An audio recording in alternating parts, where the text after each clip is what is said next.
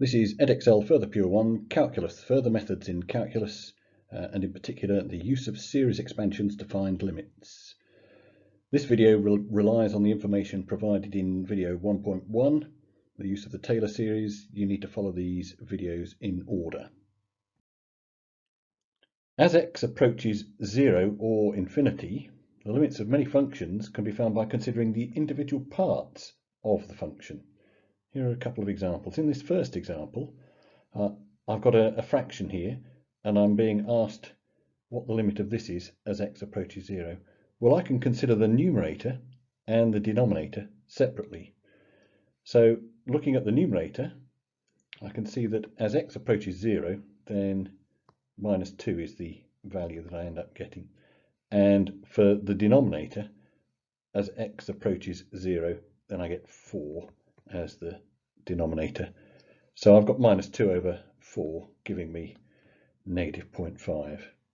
As it turns out, in this particular one, we could have just looked to see what happened to the whole fraction.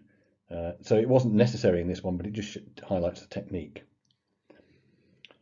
Now, in the second example, we've got x approaching infinity, and we've got infinity on the top as x approaches infinity, and we've got negative infinity on the bottom as x approaches infinity.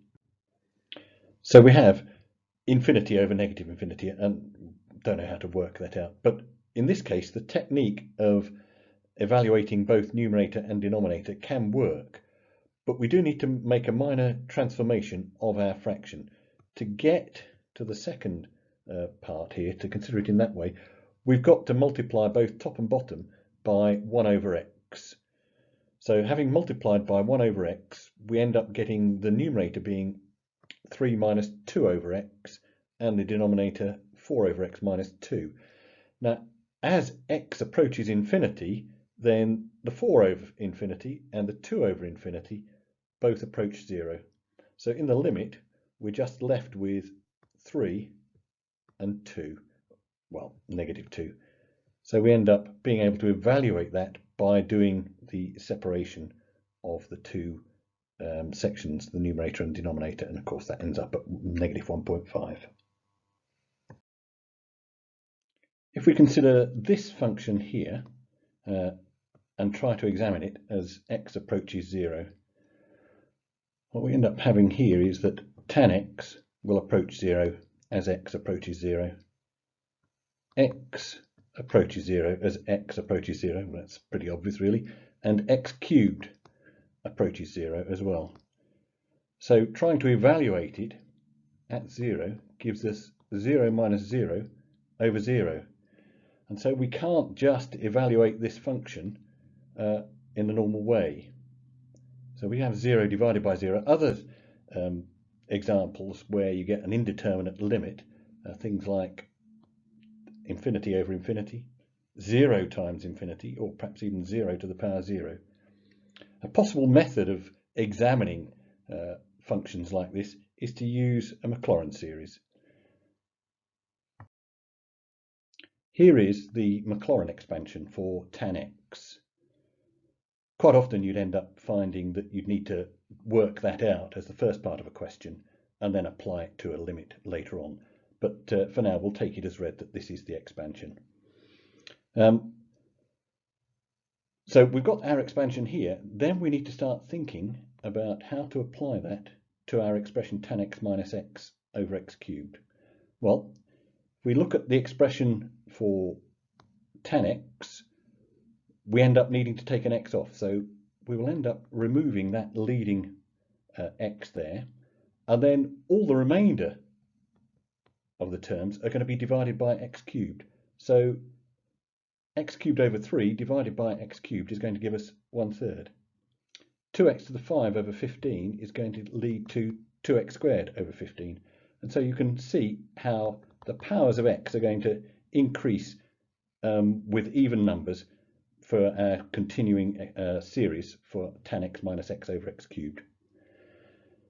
If we then try to apply the limit of x approaching 0, how does that affect our series for our expression? Well, all those with x, powers of x in them, provided they're on the numerator, are going to end up going to 0. So the only thing we're left with is 1/3. So by using the Maclaurin series for expanding part of our function, we've ended up being able to analyse the limit. In this example, we're asked to find the limit as x approaches 2 of ln x minus ln 2 over x minus 2. Now, if we put 2 into this function here, we'll end up getting ln 2 minus ln 2, that will give us 0. And 2 minus 2 will give us 0. So we've got 0 over 0. There's not going to be an easy way to evaluate that limit. So what we can do is to look at the Taylor series expansion for ln x. And we want it to be a Taylor series expansion because we'd like it to be as accurate as possible. So we want to do the expansion around x equals 2 rather than the Maclaurin at x equals 0.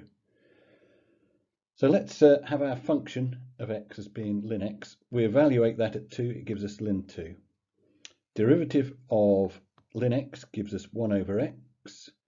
Evaluate that at 2 and it gives us a half.